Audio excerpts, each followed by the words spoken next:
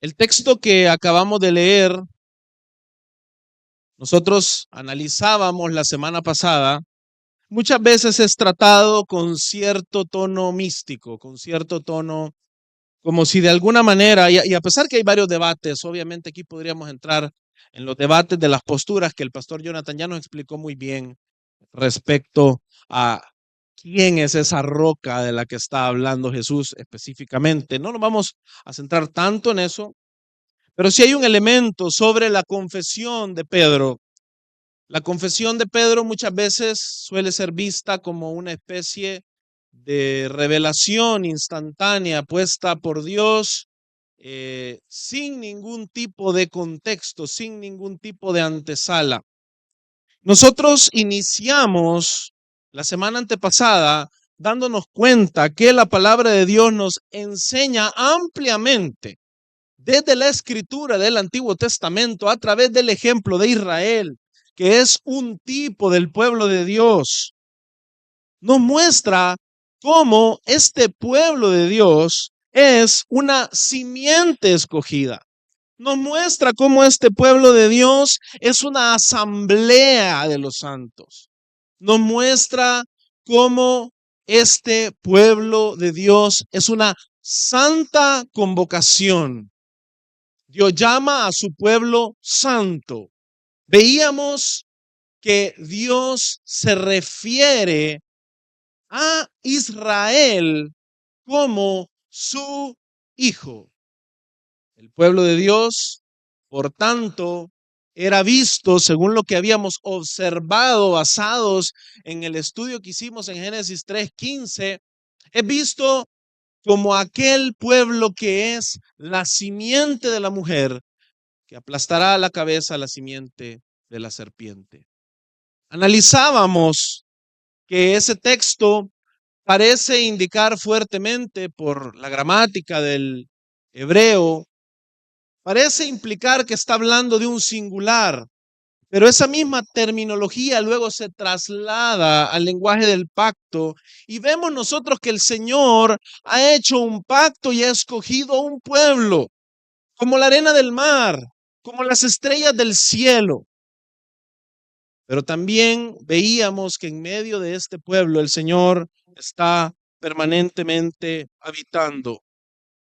Veíamos que el Señor le da su ley a este pueblo. Es el Padre quien se revela a este pueblo por gracia, e incluso veíamos el tipo de Moisés como un mediador entre Dios y los hombres. Todo el mensaje del Antiguo Testamento nos muestra un patrón de un pueblo que está sumamente implicado, sumamente identificado. Un pueblo que no solamente debe de pelear la batalla a la cual ha sido llamada desde sus líderes, sino en cada una de las trincheras posibles. Por eso el Señor a este pueblo le da su ley. Nosotros veíamos cómo Pedro es un creyente de toda esta verdad anunciada desde el Antiguo Testamento. Esta verdad es que Jesús es el Cristo, el Hijo del Dios viviente. Aquel pueblo en medio del cual habitaba el Señor tenía por objetivo mostrar la grandeza de aquel que es el verdadero Hijo de Dios, el único que procede del Padre, que tiene una misma voluntad con el Padre, que puede ser obediente en nuestro lugar, que somos pecadores, al Padre, para que nosotros seamos hechos hijos de Dios. Toda la fe de los santos del Antiguo Testamento descansaba en la provisión del Padre, quien había venido a través de la ley, a través de los profetas, había revelado su obra, había mostrado su plan eterno de redención, Pero nosotros ahora nos encontramos en aquella situación gloriosa que ya nos menciona el autor de Hebreos. El Señor ha hablado de tantas maneras a través de sus siervos los profetas y hoy nos ha hablado por medio del Hijo. Nosotros entendemos entonces a través de todo ese mensaje del Antiguo Testamento que somos una nación santa. Primera de Pedro 2:9, se lo recuerdo, dice el apóstol Pedro: ustedes son linaje escogido, son real sacerdocio, nación santa, pueblo adquirido para posesión de Dios. Y fíjese, a fin de que anuncien las virtudes de aquel que los llamó de las tinieblas a su luz admirable. Pedro está acá recogiendo toda la realidad que encontramos en las Escrituras e implicándonos a nosotros como la iglesia de Cristo para que entendamos que somos la simiente de la mujer, para que entendamos que nuestro involucramiento es activo, que no podemos desligarnos de esta batalla que es planteada desde el inicio tras el pecado de Adán en el Edén, y que o somos identificados con Cristo, aquel que es la simiente, y somos simiente en él, y como Pablo recibimos la promesa de que el Señor pondrá pronto a Satanás bajo nuestros pies, o nos identificamos con la serpiente antigua. Esto como iglesia nos compromete. Esto como iglesia nos debe santificar, hermanos. Nos debe ayudar a entender que no podemos andar por ahí como creyentes que viven una vida neutra. Ese es el mensaje del Padre en el Antiguo Testamento que Pedro acá está reconociendo y transmitiéndonos a nosotros. Porque cuando Pedro confiesa que Jesús es el Cristo, es el Mesías, es el Hijo del Dios viviente, lo que él está haciendo es reconociendo la revelación de Dios que a su debido tiempo nos permitió recibir a Dios mismo entre nosotros, Jesucristo, Dios hecho hombre, quien vivió la vida que nosotros no podíamos vivir, murió la muerte que nosotros merecíamos y debíamos morir para resucitar al tercer día y darnos vida. Todo aquel que participa de esa vida debe de entender que no la ha recibido por mérito propio. La ha recibido del Padre. Así como los antiguos recibieron la ley en medio de truenos, en medio de estruendos, como sonido de trompeta, y el Padre mismo fue quien se reveló a ellos. De la misma manera, ahora la palabra, el verbo encarnado, es entregado a los hombres procedente del Padre. Cuando Jesús le afirma a Pedro que esto no ha sido una revelación de carne ni de sangre, sino que ha sido el Padre quien se ha involucrado activamente en que él pueda conocer esta verdad, lo que Jesús está haciendo es mostrando lo que las Escrituras nos muestran desde la antigüedad. Jamás las obras de los hombres llevaron a nadie a Dios, porque los hombres son pecadores. Porque la palabra de Dios nos enseña claramente que todos pecaron y están destituidos de la gloria de Dios. Por tanto, la enseñanza bíblica es esa, hermano. La enseñanza bíblica es que Dios hace una obra completa en medio de su pueblo, la anuncia desde la antigüedad y la trae a perfecto cumplimiento en Cristo Jesús. Situación que hoy nosotros tenemos el privilegio y la bendición de atestiguar y vivir.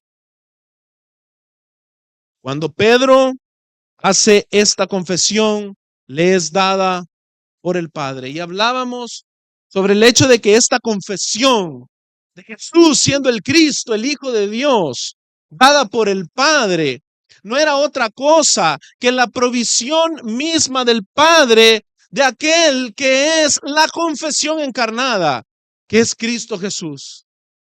Y esto era hecho nada más por medio de la obra del Espíritu Santo. Nos detuvimos el sermón pasado entendiendo que este derramamiento del Espíritu Santo sobre los creyentes es la unción de la que está hablando Juan en Primera de Juan. Fue el texto que leímos la semana pasada. Ustedes tienen la unción del Santo y todos ustedes lo saben. Hablábamos de lo importante de entender que este es un acto único de Dios. El Dios Trino, aquel que existe eternamente en tres personas, en un solo acto, obra para darnos a nosotros la salvación, la redención y para llevarnos a su gloria. Es el Padre quien nos concede conocer esa verdad que es el Hijo y lo hace por medio de la obra del Espíritu. Nunca fue diferente. Y en Cristo esto se vuelve totalmente evidente. Por ende, aquellos que reciben esta confesión que nosotros compartimos con Pedro, la han recibido de esta manera. La han recibido del Padre, que es el Padre de las luces, nos dice también Santiago. Es el Padre quien nos ha dado la capacidad de conocer al Hijo y lo hace por medio del Espíritu, y ese Espíritu nos implica de una manera muy profunda. Vamos a leer el Salmo 133. Es un salmo corto.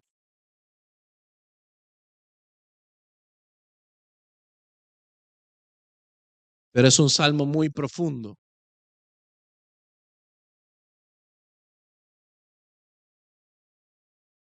Dice la palabra de Dios en el Salmo 133.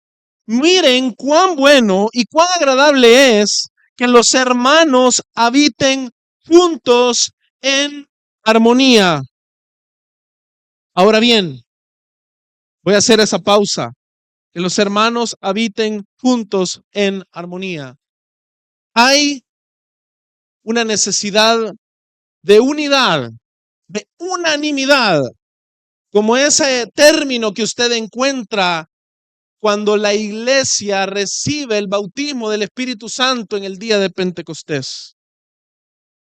Para que vea que yo no estoy inventando, vea lo que dice el versículo 2. Es como el óleo precioso sobre la cabeza, el cual desciende sobre la barba de Aarón, que desciende hasta el borde de sus vestiduras. Es como el rocío de Hermón, que desciende sobre los montes de Sión, porque allí mandó el Señor la bendición, la vida para siempre. Mi hermano, este salmo es una ilustración de cómo el Señor ha formado a su pueblo, de cómo el Señor ha ungido a su pueblo. La unción desciende desde la cabeza hasta el cuerpo. Llega hasta el borde de las vestiduras. Es decir, mi hermano, la misma unción que fue derramada sobre Cristo Jesús, quien es la cabeza de la iglesia, ha sido derramada desde la cabeza y ha llegado hasta los bordes de las vestiduras. Yo quiero que usted me acompañe a Hechos capítulo 10 del 37 al 44, para que usted pueda tener un mejor contexto de qué estamos hablando cuando hablamos de esta unción, de la cual somos partícipes.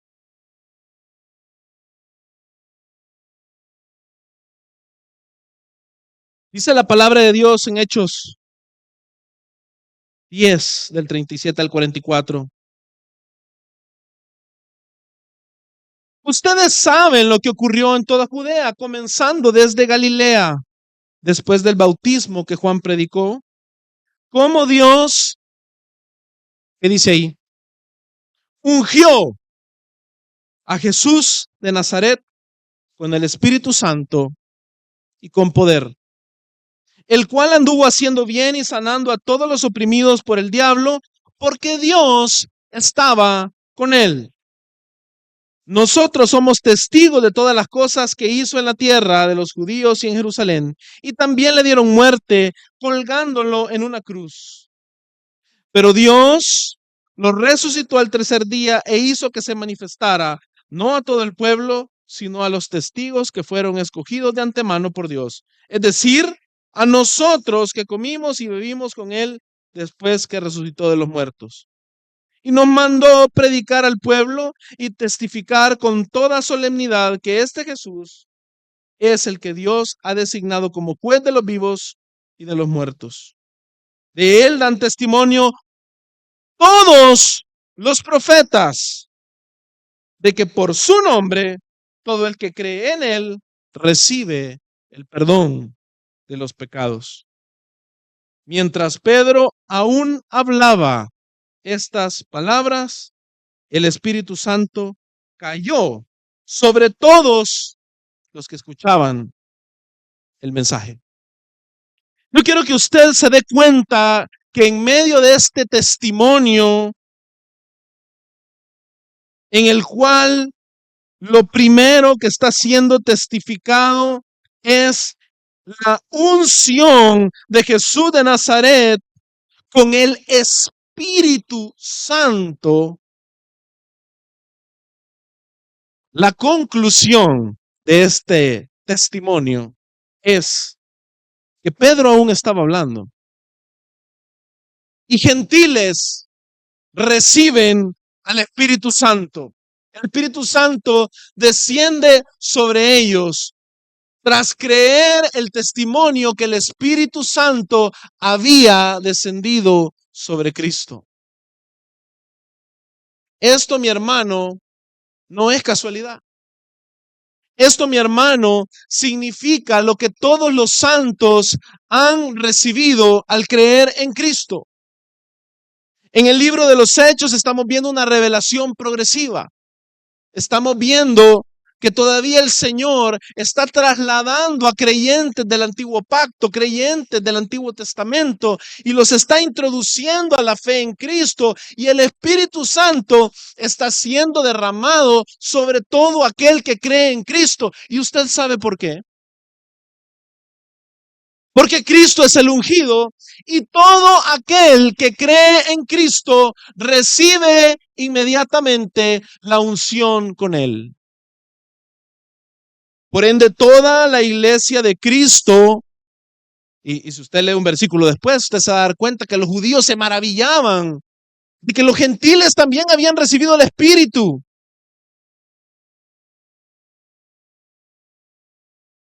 Cristo es el ungido y en él todos nosotros participamos de su unción. Esto ya había sido anunciado en Hechos 1:8. Usted ya conoce ese texto. Pero recibirán poder cuando el Espíritu Santo venga sobre ustedes. Ya vimos que ese venir del Espíritu Santo es la unción del Espíritu Santo. El Espíritu Santo es presentado acá en el lugar del aceite. Recibirán poder cuando el Espíritu venga sobre ustedes. Y serán mis testigos en Jerusalén, en toda Judea y Samaria y los confines de la tierra. Este es otro texto que ha sido innecesariamente mistificado por los evangélicos. Lamentablemente algunos miran esto como una especie de investidura de poder para hacer cualquier cantidad de prodigios increíbles. Evidentemente nosotros sabemos que Dios tiene todo el poder, toda la autoridad, toda la capacidad de hacer grandes prodigios y milagros. Pero perdemos por completo el foco cuando dejamos de entender lo que la palabra nos ha venido enseñando. Hoy vamos a profundizar qué significa la unción. Cuando nosotros leemos este texto, estamos viendo no otra cosa, sino una participación de la unción del Espíritu Santo de la iglesia. La investidura del poder es consecuencia de la unción. El pueblo es ungido y por lo tanto recibe poder. Pero el poder es para ser testigos. El poder es para anunciar, como dice Pedro, las virtudes de Cristo.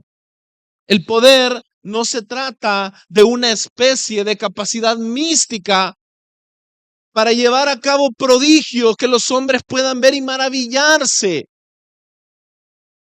El poder entra dentro del contexto de la gran comisión. El poder es necesario para que la iglesia pueda llevar a cabo la obra de Cristo en este mundo. Y de eso se trata la unción del Santo, de la cual usted y yo participamos. Yo sé que esta es una terminología que ha sido utilizada de una manera tan abusiva en el pasado y tal vez la hemos escuchado y sido enseñados de esa manera que muchas veces nos puede generar repulsión. Podríamos pensar, híjole, del momento en el que el tema del pastor es, ustedes tienen la unción del Santo, no sé qué va a hablar el pastor. Pero es algo triste que tengamos que divorciarnos de estos términos que son tan ricos en la palabra, que son tan verdaderos y que deberían de llevarnos a un entendimiento más profundo. Y hoy que estamos hablando del gobierno de la iglesia, la unción, el entendimiento de que usted es partícipe del ungido, del Mesías, de Cristo Jesús, y que usted tiene su unción, se vuelve vital para que usted pueda funcionar como Dios le manda que funcione. Para que usted se implique en lo que debe de implicarse. Porque no son los ungidos los que se paran acá a predicar. Creo que algunos venimos de contexto en los que se nos enseñó que aquel pastor es el ungido. Y por ende ni hables mal de él porque él es el ungido. Vieras cuánta unción tiene el hermano fulano. Mis hermanos, nadie tiene más ni menos unción en el cuerpo de Cristo. El Salmo 133 nos muestra cuán bueno y delicioso es que habitemos los hermanos juntos. Y luego no es extraño que la ilustración es la de Aarón recibiendo la unción. Aarón es ¿qué, mi hermano? Es un sacerdote. Y el sacerdote Aarón recibe el aceite desde la cabeza, pasa por sus barbas y llega hasta los bordes de las vestiduras, lo cual implica que no hay una parte del sumo sacerdote que no esté involucrado en su llamado, en su ministerio, en su propósito. Nosotros tenemos un sumo sacerdote en los cielos que es Cristo Jesús. Por ende, mi hermano, la unción nos identifica y nos embiste de poder. Sin querer adelantarme en los conceptos, quiero que veamos tres cosas que el poder de la unción significan en la vida del creyente. Vamos a ver poder sobre las puertas del Hades, vamos a ver también el poder de las llaves del reino y vamos a ver el motivo de la unción, que es la ordenación. Esa palabra yo quiero que usted se la quede grabadita porque cuando lleguemos al final, esta palabra nos va a implicar a usted y a mí a verdaderamente tomar muchísimo más en serio nuestra membresía al cuerpo de Cristo. El poder que nosotros vemos que es prometido por Jesús en Hechos 1:8 para ser testigos puede ser visto de entrada como el poder sobre las puertas del Hades. Y esto es algo importante que entendamos. Desde el Antiguo Testamento había una promesa del Señor de un pueblo en el cual serían benditas todas las naciones de la tierra. Hay una promesa clara de que el Señor va a entregar la victoria a este pueblo para llegar a la tierra prometida, para ser luz delante de las naciones, un pueblo que tiene la ley de Dios, y el Señor va a entregarle victoria sobre sus enemigos. Génesis 22:17 nos muestra desde el pacto de Abraham este tipo de autoridad y poder. Fíjense lo que dice Génesis 22:17. De cierto, te bendeciré grandemente y multiplicaré en gran manera tu descendencia, como las estrellas del cielo y como la arena en la orilla del mar. Y tu descendencia poseerá la puerta de sus enemigos. Desde el Antiguo Testamento, mi hermano, el pueblo de Israel llevaba esta promesa del pacto de Abraham, y esta promesa es visible cuando empezamos a ver la caída de Jericó y sus muros, la caída de las ciudades cananeas. Las puertas de los enemigos eran derrotadas. Sin embargo, Israel tenía una obediencia mediocre. Porque sabemos que en el antiguo pacto, la obediencia de todo corazón, un nuevo corazón, era tan solo un deseo, un anhelo, una promesa. Israel era un pueblo que obedecía a medias, y por eso la tierra prometida, cuando es conquistada, no es conquistada de acuerdo a lo que el Señor ordena, sino que Israel ingresa y se acomoda y deja que los cananeos habiten la tierra. Esto trayendo evidentemente contaminación, trayendo anatema en medio del pueblo. Lo vemos desde temprano, nos damos cuenta cómo el anatema ingresa desde la misma conquista. Pero este ejemplo de Israel es un ejemplo que a nosotros como iglesia nos sirve para entender cuál es el propósito de Dios cuando Jesús habla de la iglesia teniendo autoridad sobre las puertas del Hades. Vamos a regresar a Mateo 16:18.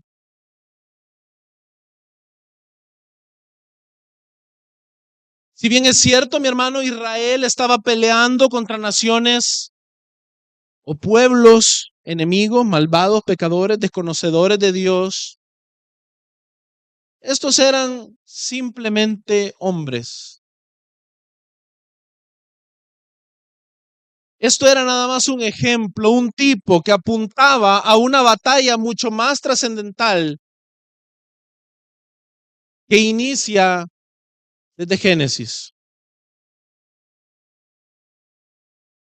Jesús, retomando la temática del pacto de Abraham, en el cual a Abraham se le había prometido que su descendencia heredaría las puertas de sus enemigos, dice lo siguiente: yo también te digo que tú eres Pedro, y sobre esta roca edificaré mi iglesia, y las puertas ¿de qué?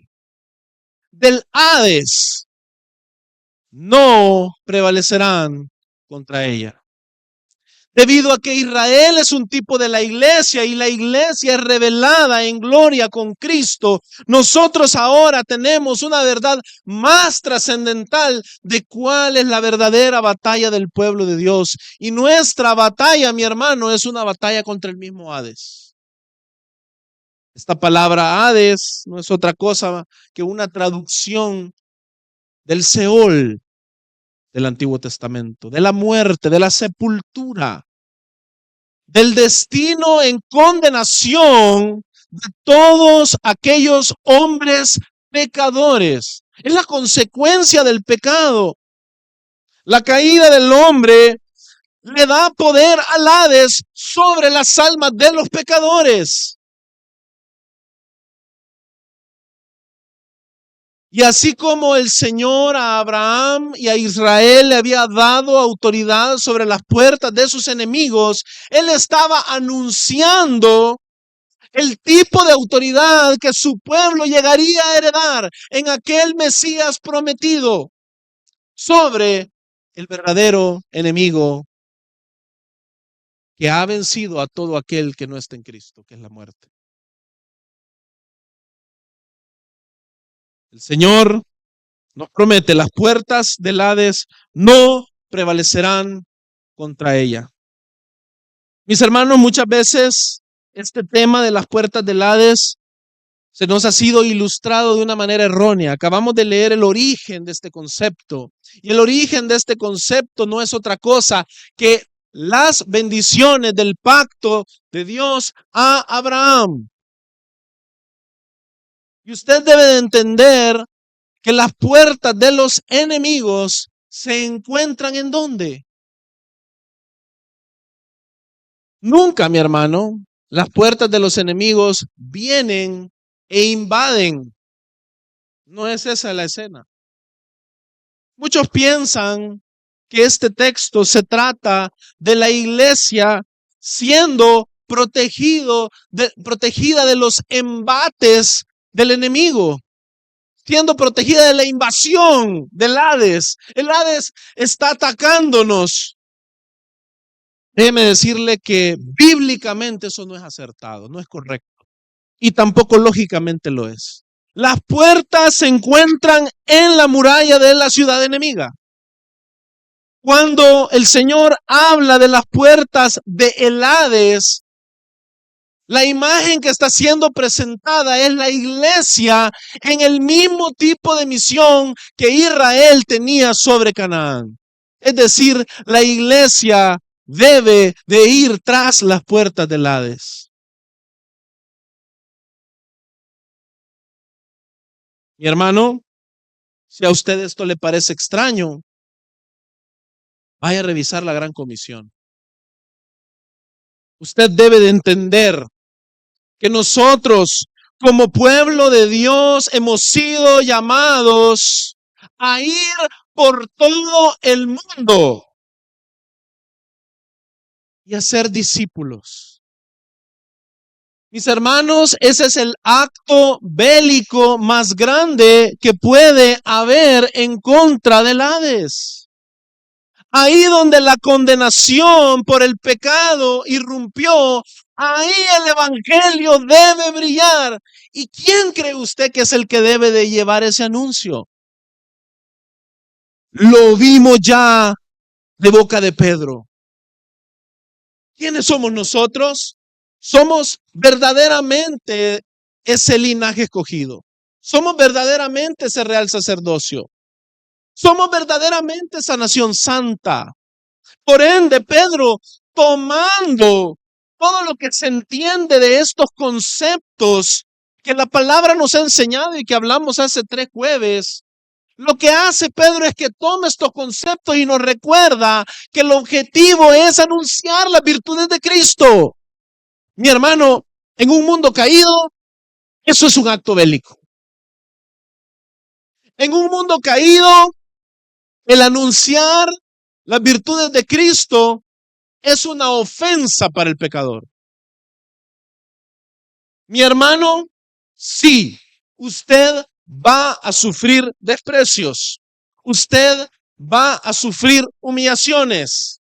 Si a Cristo lo clavaron, si hicieron esto del árbol verde, ¿qué no harán de nosotros? Sí. Pero Juan nos recordaba, ustedes tienen la unción del Santo. Y todos ustedes lo saben. Eso significa la promesa de Jesucristo de que las puertas del Hades no van a prevalecer. Por ende, el poder que usted y yo hemos recibido como resultado de la unción nos implica en esta batalla, nos implica en esta conquista, nos implica en la gran comisión. Mi hermano, usted no ha recibido este poder para tener refrigerios espirituales en su casa, tener refrigerios espirituales con otros hermanos. Usted ha recibido este poder porque hay un propósito.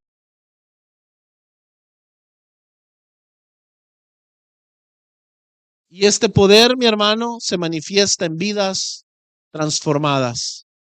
Vidas conformadas a la estatura del varón perfecto. Mi hermano, qué ironía que el acto más bélico que ahora podemos hacer es vivir vidas del evangelio. Porque esa es la luz exponiendo la falsedad de las tinieblas. Una vida vivida en la luz de Cristo inevitablemente va a exponer las obras del diablo, mi hermano. Inevitablemente va a ser un contraste innegable para que los mismos pecadores puedan ver. Y ese es un medio de gracia para que la predicación del evangelio pueda hallar completa lógica y que aquellos que nieguen el evangelio lo hagan bajo la completa conciencia que se están oponiendo a la verdad. Sí, mi hermano, los pecadores deben de saber la verdad del evangelio. Y nuestra esperanza es que por la obra del Espíritu, así como el Padre le permitió conocer la verdad de que Cristo es el Hijo de Dios, los pecadores lo reconozcan. Y yo le quiero dar un aliento. No haría sentido que el Señor nos haya dejado la gran comisión si el objetivo fuese que nosotros simplemente obtuviésemos fracasos de ella. Si estamos aquí sentados el día de hoy, es porque hubieron hombres fieles allá atrás que creyeron que esto era verdad. Y por eso estamos usted y yo acá. Si vemos nuestra genealogía hacia atrás, todos eran probablemente unos grandes pecadores, enemigos de Dios, alejados de la ciudadanía de Israel. Nosotros mismos éramos eso. Sin embargo, ahora tenemos la unción del Santo. Y esa unción nos hace partícipes de un pacto superior que el de Abraham. Un pacto en el cual tenemos por promesa que las puertas del Hades no van a prevalecer.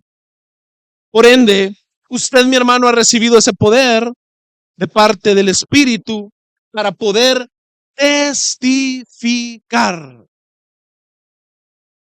Y aquí viene una exhortación muy importante, mi hermano. El poder testificar requiere que usted sea un creyente que vive en la palabra. Requiere que usted sea un creyente que para poder vivir como Cristo conoce a Cristo. Y tal como dice Lucas 24, es ahí donde usted va a hallar las cosas que hablan de Él. Ahí usted va a encontrar a Moisés, los salmos y los profetas que hablan de Él.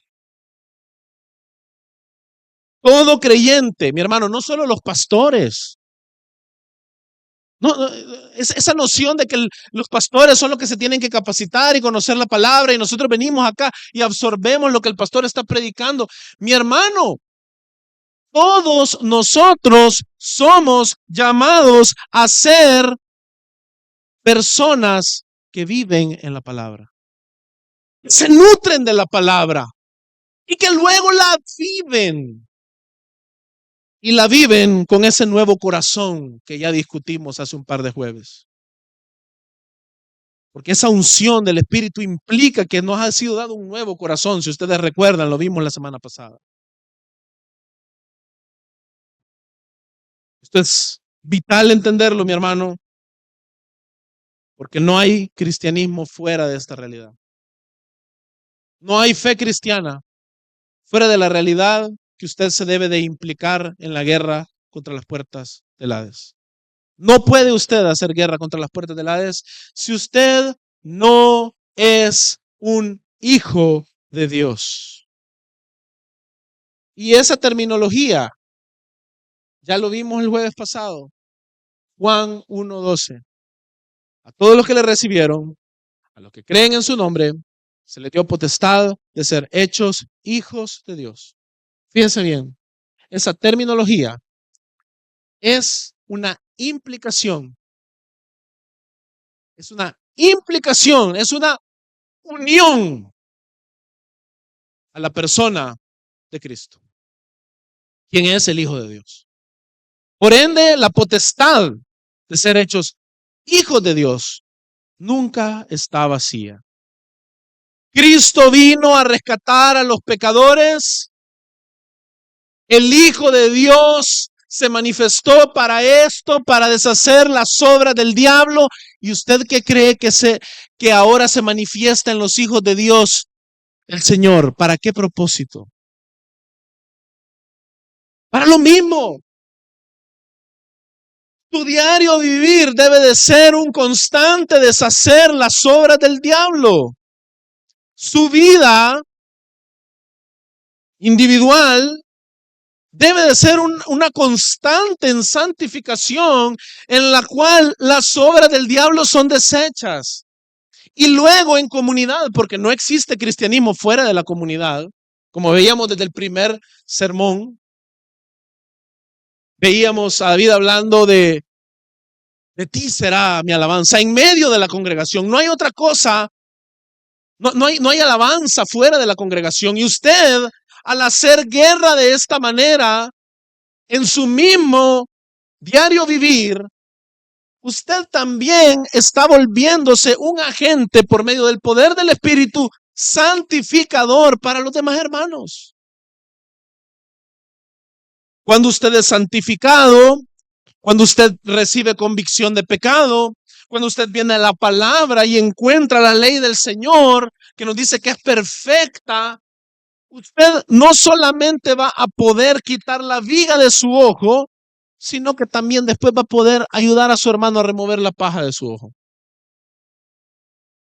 Y eso, mi hermano, es vital que sea un producto del poder que la unción nos confiere. Si nosotros no somos santificados, si la iglesia no es santificada a través de la obra de Dios en nosotros, si nosotros no vivimos vidas del evangelio, si nosotros no nos apartamos de los ídolos, tampoco podemos ir al mundo y ser luz. Tampoco podemos ir al mundo y predicar el evangelio. Por ende, la iglesia que recibe este poder tiene una gran responsabilidad. Y esa responsabilidad debe de ser tomada muy, pero muy en serio. Uno de los siguientes objetivos del poder de la unción es el poder de las llaves del reino. Y miren, mis hermanos, esto puede sonar muy críptico, muy extraño, muy codificado. ¿Qué es eso, las llaves del reino? En la religión tradicional hay una especie de contexto de capacidad de abrir y cerrar a placer, hasta para el tesoro de méritos, pagar indulgencias y demás cosas. Pero la realidad de las cosas es que las llaves del reino, mi hermano, son también una participación de la unción de Cristo. Yo quiero que nos vayamos a Isaías 22, del 22 al 25. A mí no me gusta que usted agarre los conceptos sin contexto. A mí me gusta que usted entienda de dónde está el Señor trayendo en la palabra los conceptos que luego Jesús mismo aplica, que luego Pablo mismo aplica, los apóstoles mismos aplican. Fíjese lo que dice Isaías 22. Entonces pondré la llave de la casa de David sobre su hombro. Cuando él abra, nadie cerrará. Cuando él cierre, nadie abrirá. Lo clavaré como clavija en lugar seguro, y será un trono de gloria para la casa de su padre. Y colgarán de él toda la gloria de la casa de su padre, descendencia, vástagos, todas las vasijas menores, desde los tazones de los cántaros. En aquel día, declara el Señor de los ejércitos, la clavija clavada en un lugar firme se aflojará, se quebrará y caerá, y la carga colgada de ella será destruida, porque el Señor ha hablado. Yo quiero que usted entienda que esta autoridad es ilustrada en el Antiguo Testamento en este personaje, Eliaquim, hijo de Hilcías. Él era un administrador bajo el rey Ezequías. Y hay algo importante que entender. Eliaquim, por así decirlo, era quien definía quién podía estar o no en la casa del rey, qué cuartos se abrían o no en la casa del rey. Muy probablemente tenía una gran influencia sobre algunas decisiones de asuntos importantes del rey. Nosotros debemos de entender de que este rey Ezequías es un descendiente de David. Por ende, es un tipo de Cristo. Un tipo imperfecto. Un ejemplo imperfecto sobre Cristo. Ezequías es el rey, él tiene autoridad, él la ha puesto sobre Eliaquim, y Eliaquim tiene esta capacidad ahora de administrar. Fíjense que el teólogo Franz Delitzsch dice, la llave significa el poder de las llaves y por eso no se pone en las manos de Eliaquim, sino sobre su espalda. En sentido propio, la llave la llevaba el rey. Es decir, el que puede tener en sus manos la llave es nada más el rey. Y por lo tanto, solo aquel a quien el rey convierta en el señor de la casa. Vaya poniéndole atención a esto. El poder de las llaves consistía no solo en la supervisión de las habitaciones reales, sino en la capacidad de decidir sobre quién podía o no ser recibido al servicio del rey. De alguna manera, entonces, Eliaquim es presentado como un juez, como alguien que tiene una responsabilidad bien grande de quién va a servir en el reino de Israel. Eliaquim tiene una capacidad de decidir de esta manera e incluso él da entrada y salida. Y este es el ejemplo del cual Cristo Jesús se agarra para darnos esta metáfora de las llaves en Mateo 16. Pero hay algo interesante sobre Eliaquim. Eliaquim es un ser humano, es un pecador más. Y de hecho la profecía de Isaías nos muestra que él es como una clavija puesta en un lugar seguro, de donde se cuelgan muchos utensilios, pero esta clavija un día se va a quebrar.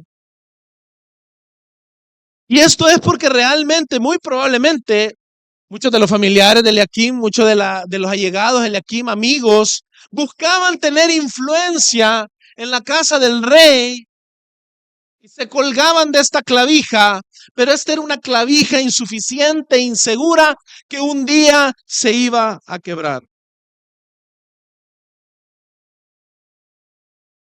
Matthew Henry explica algo muy bonito sobre esto.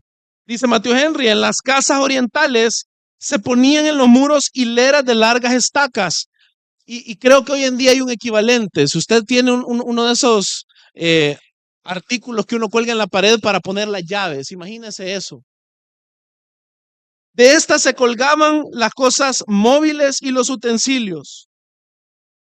Nuestro Señor Jesús es como un clavo en un lugar seguro. No puede perecer el alma, ni ese interés por caer al suelo, si por fe usted cuelga de Cristo. Mis hermanos, Jesús está trayendo esta profecía sobre Eliakim, hijo de Hilcías, porque Él quiere que entendamos que Él sí es una clavija segura que nunca va a ser quebrada. Jesús no es como Eliakim. Por eso, fíjese lo que dice la palabra de Dios en Apocalipsis 3, del 7 al 13.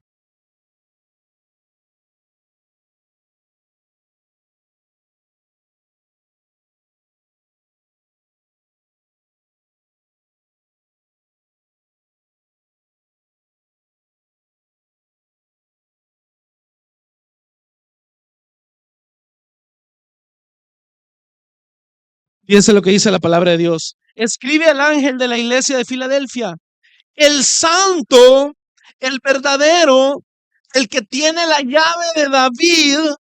¿Se da cuenta quién es el verdadero dueño de la llave de David? El que tiene la llave de David, el que abre y nadie cierra, y cierra y nadie abre, dice esto. Aquí ya no está hablando Eliakim.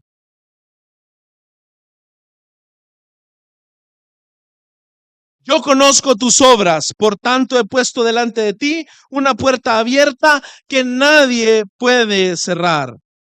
Aunque tienes poco poder, has guardado mi palabra y no has negado mi nombre. Por tanto, yo entregaré a aquellos de la sinagoga de Satanás que se dicen ser judíos y no lo son, sino que mienten. Yo haré que vengan y se postren a tus pies y sepan que yo te he amado, porque has guardado la palabra de mi perseverancia. Yo también te guardaré de la hora de la prueba, esa hora que está por venir sobre todo el mundo para poner a prueba a los que habitan sobre la tierra. Vengo pronto. Retén firme lo que tienes para que nadie tome tu corona. Al vencedor le haré una columna en el templo de mi Dios y nunca más saldrá de ahí. Escribiré sobre él el nombre de mi Dios y el nombre de la ciudad de mi Dios, la nueva Jerusalén, que desciende del cielo de mi Dios, y mi nombre nuevo. El que tiene oído, oiga lo que el Espíritu dice a las iglesias. Es interesante. Es el santo y verdadero el que tiene la llave de David.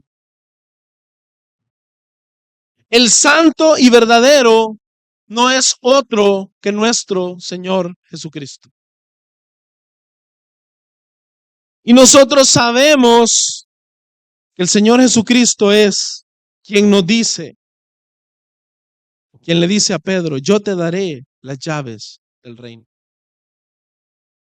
Por ende, lo que estamos viendo acá es ahora una verdadera transferencia de autoridad y poder que hace que aunque la iglesia sea débil en sí misma, así como la iglesia de Filadelfia era débil, no tenía mucho poder, ahora participe del poder del santo y verdadero y de su juicio, de su capacidad de ejercer juicio, de tal manera que aquellos que aborrecen la palabra de Dios, aquellos, dice acá, yo entregaré a aquellos de la sinagoga de Satanás que se dicen ser judíos y no lo son, sino que mienten. De tal manera, mi hermano, que los mismos enemigos de Dios tengan que someterse al juicio. Mi hermano, esa es la autoridad sobre las llaves de la cual Eliaquim no gozaba. Estas llaves están en las manos de Cristo y porque están en las manos de Cristo nos han sido otorgadas a nosotros en la iglesia. Y esto es trascendental porque han sido otorgadas para que nosotros podamos entregar el juicio verdadero al mundo del evangelio.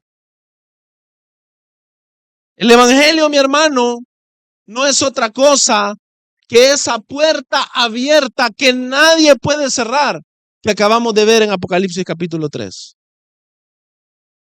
De tal manera que los mismos enemigos de Dios pueden entrar por esa puerta porque se nos ha dado la autoridad por el poder del Espíritu de predicar el evangelio y que esa puerta le dé entrada a muchos del oriente y del occidente, como dice la palabra de Dios en Mateo 8. Esa realidad, mi hermano, es parte de nuestra participación de las llaves del reino. Se encuentran en posesión del santo y verdadero, y usted y yo que estamos en Cristo tenemos la llave del reino. Luego también nos volvemos jueces dentro de la iglesia que son capaces de discernir a un confesor correcto y a una confesión correcta de Cristo. Esto, mi hermano, nos lleva a la conclusión que usted no simplemente tiene una llavecita para darle entrada y salida al cielo a la gente, sino que usted tiene una responsabilidad dentro de la iglesia de identificar a aquel que es un verdadero creyente, de identificar a aquel que es un falso creyente y de también participar activamente de la membresía en la iglesia local. Los creyentes tienen esta llave del reino y por ende ellos pueden juzgar correctamente. Y ese juicio se nos es entregado a nosotros. Este juicio no es para ir y echar a nadie al infierno, no. Cuando nosotros ejercemos el juicio y vemos a alguien, un miembro de la iglesia, que no se conforma a las palabras de Cristo, ¿qué cree usted que significan esas llaves? Si usted mira a alguien que está haciendo una confesión de Cristo, que es una confesión descuidada, ¿qué cree usted que significa? ¿Que usted le va a ir a dar una patada al hermano y lo va a sacar de la iglesia? No. ¿Sabe qué significa? Que usted como portador de esas llaves debe de ser aquel que trae el juicio correcto y le presenta a este hermano el por qué los cielos están cerrados para él si no se arrepiente. Y esas llaves nos han sido dadas a nosotros. No solamente para los inconversos, que evidentemente nosotros predicamos el evangelio. Y muchas veces vamos a escuchar la confesión de que Jesús es el Cristo, el Hijo de Dios, y nos vamos a gozar, sino que también para que acá adentro podamos discernir, mi hermano, y podamos exhortar a aquellos que andan desordenadamente. Exhortar a aquellos que no se están conformando a Cristo. Por ende, el recibir las llaves del reino, si usted lo hace en la carne, como Eliaquim, va a llevar a que usted se quiebre. Si usted lo hace en la carne, usted va a ser una clavija sobre la cual tal vez se pueden colgar muchos, pero un día se va a quebrar. Pero las llaves que están en poder del santo y verdadero, y usted participando de esas llaves, garantizan que usted y yo podemos ejercer este rol dependiendo completamente del poder de Dios, haciendo justo juicio. Mi hermano, esto es una gran responsabilidad. Cuando hablamos de las llaves del reino,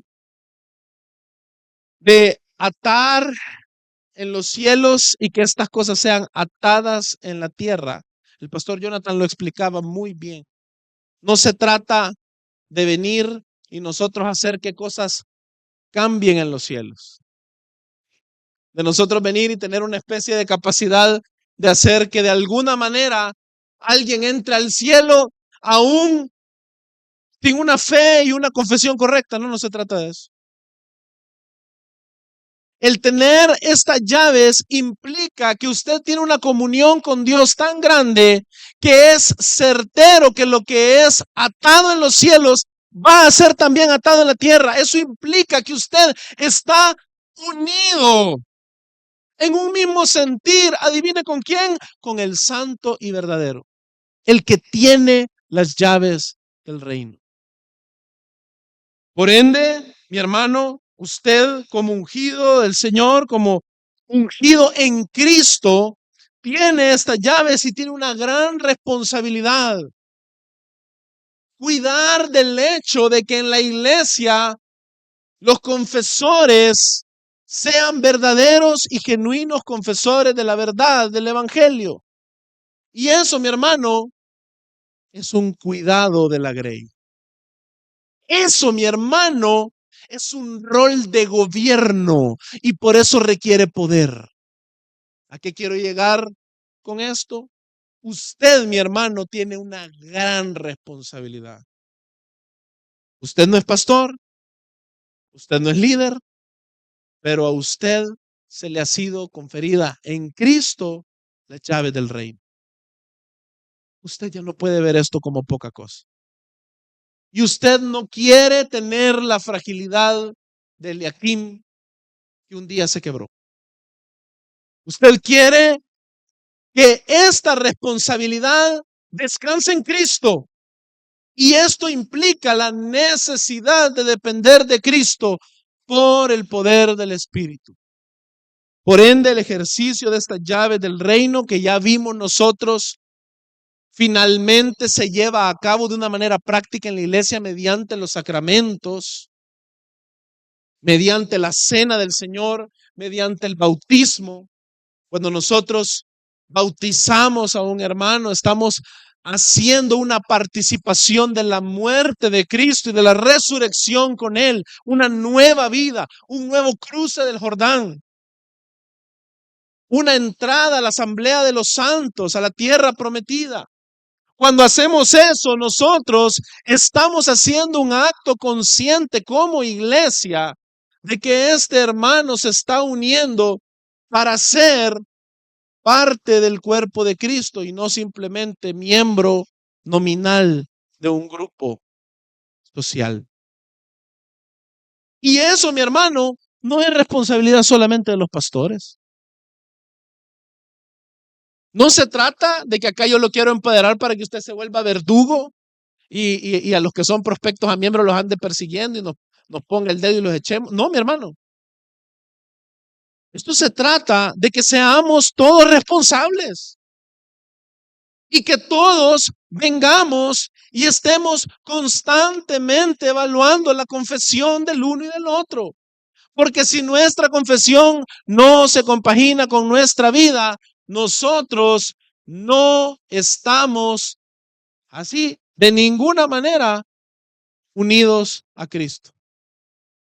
Y el pueblo de Cristo, que es un pueblo celestial, debería de ser capaz de reconocer esa realidad celestial en la tierra.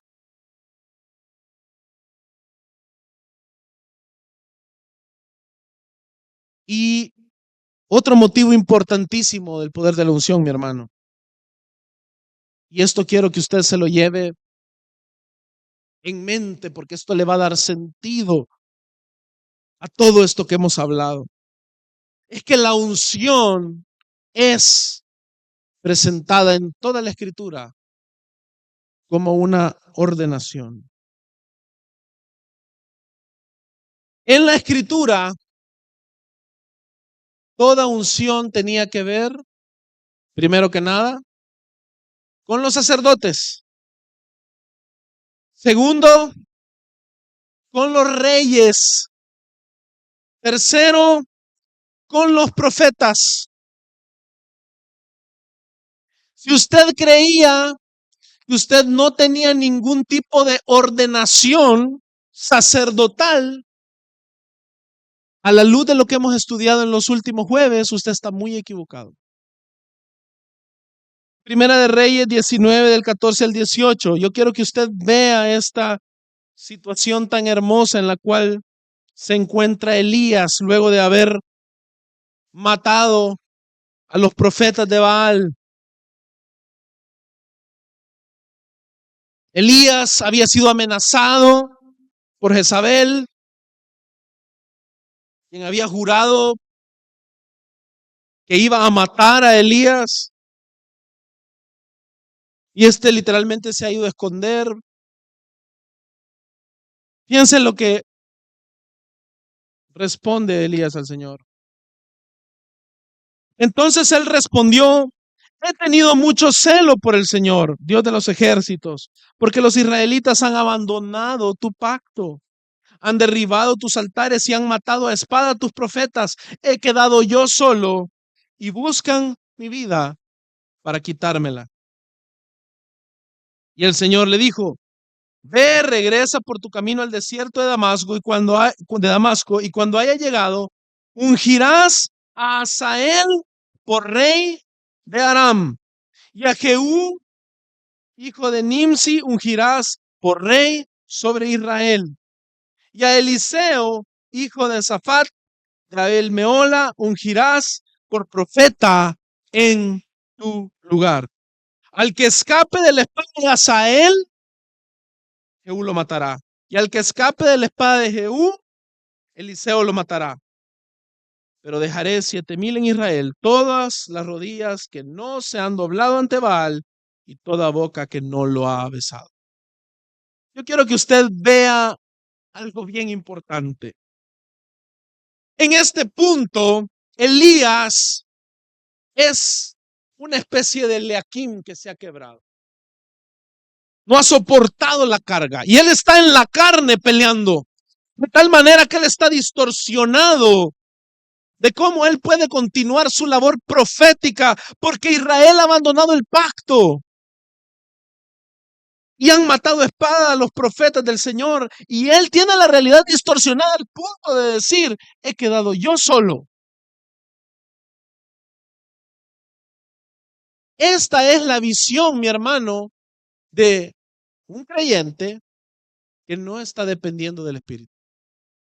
Esta es la visión de un creyente que se ha olvidado que tiene la unción del Santo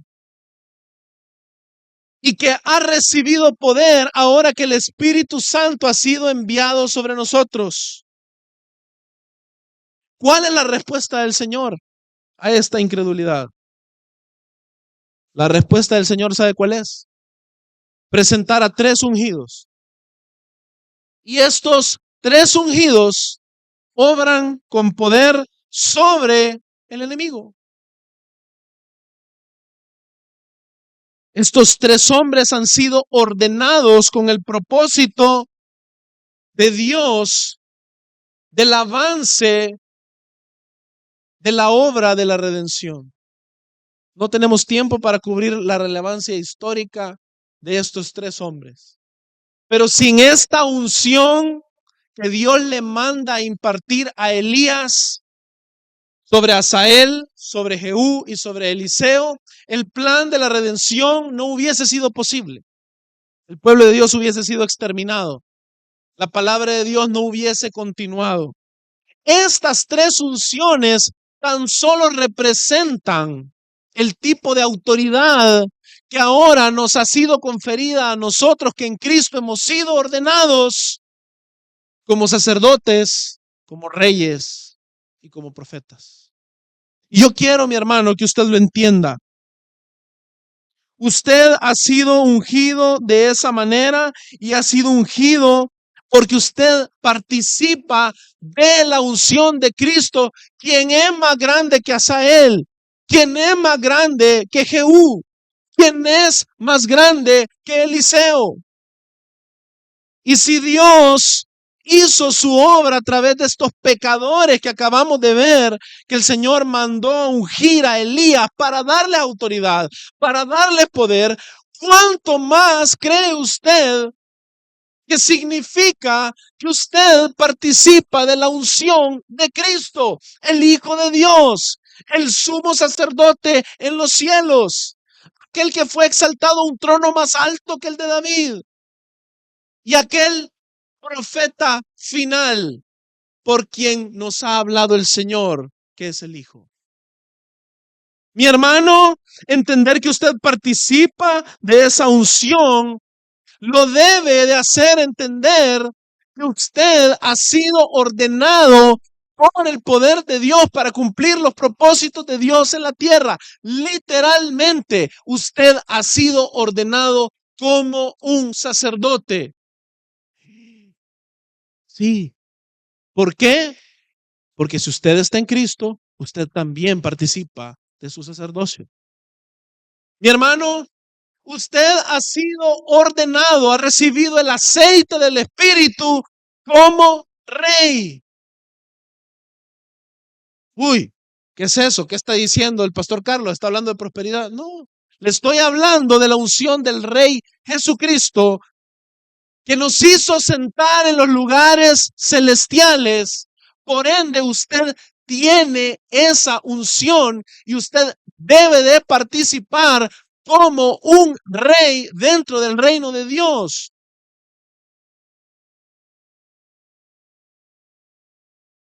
Esa es la escatología, mi hermano.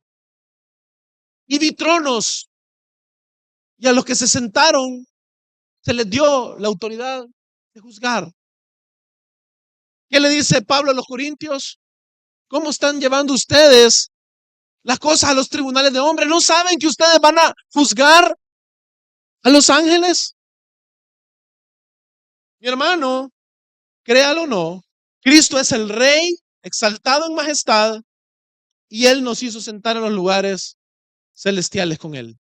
Por ende, usted tiene una responsabilidad gubernamental en el cuerpo de Cristo. Usted no puede venir y decir, hay que vean qué hacen en la iglesia. Hay que vean los pastores que hacen en la iglesia. De la ordenación real se deducen responsabilidades, mi hermano. Y al usted participar de esa unción, usted se vuelve responsable de cómo esta iglesia es gobernada. Si en esta iglesia los pastores no están participando y no están siendo como Cristo, usted debería de también ser capaz de exhortar. Usted debería de también ser capaz de ejercer esa autoridad que Dios le ha dado. Usted debería de ser alguien que no se queda callado, no se queda ahí, bueno, ni modo lo que está pasando en la iglesia, ni modo. Pero yo ahí voy porque, bueno, ahí predican bonito. No, mi hermano. Usted ha participado de esta unción, usted tiene una responsabilidad y es una responsabilidad de una ordenación. Si el Espíritu descendió sobre la cabeza, que es Cristo, quien es el Rey sobre todo el universo, usted y yo tenemos como nuestra escatología, como el fin último al cual vamos a llegar, reinar con Él. ¿Qué cree que se espera de usted y de mí? Usted no puede ser un irresponsable, mi hermano. Usted no puede ser alguien que simple y sencillamente le pasa la responsabilidad del gobierno de la iglesia a los pastores, a los líderes, a otro hermano que es bien metido, pero yo no. Mi hermano, eso no es así, porque usted ha sido ordenado y tiene una responsabilidad con la cual cumplir. ¿Sabe qué pasó con Saúl? Que también se derramó aceite sobre él para ungirlo como rey. Cuando él no cumplió como rol, el Espíritu Santo hizo ¿qué? Se apartó de él. No es poca cosa. Y usted lo debe de entender. Vamos a finalizar con Hebreos 13, del 16 al 17.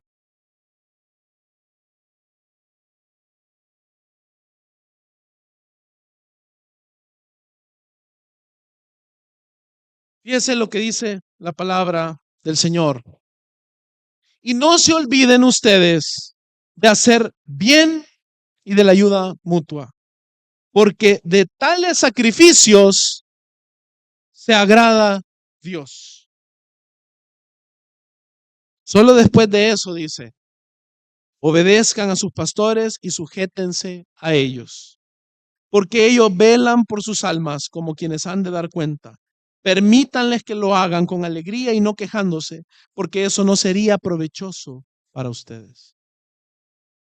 Ese texto, ese versículo 17, tiene como antesala el 16, donde literalmente usted, mi hermano, que tal vez no es un pastor, es presentado en un rol sacerdotal. No se olviden de hacer el bien y la ayuda mutua. ¿Sabe qué es eso? Es el fruto del Espíritu. ¿Y sabe cómo lo describe el autor de Hebreos? Porque de tales sacrificios se agrada Dios. ¿Sabe qué significa eso? Que hacer el bien y la ayuda mutua es la participación nuestra en el sacerdocio de Cristo. Es la participación nuestra de su sacrificio en la cruz, que es un sacrificio una vez y para siempre. El autor de Hebreos no se está contradiciendo, no nos está hablando de nuevos sacrificios.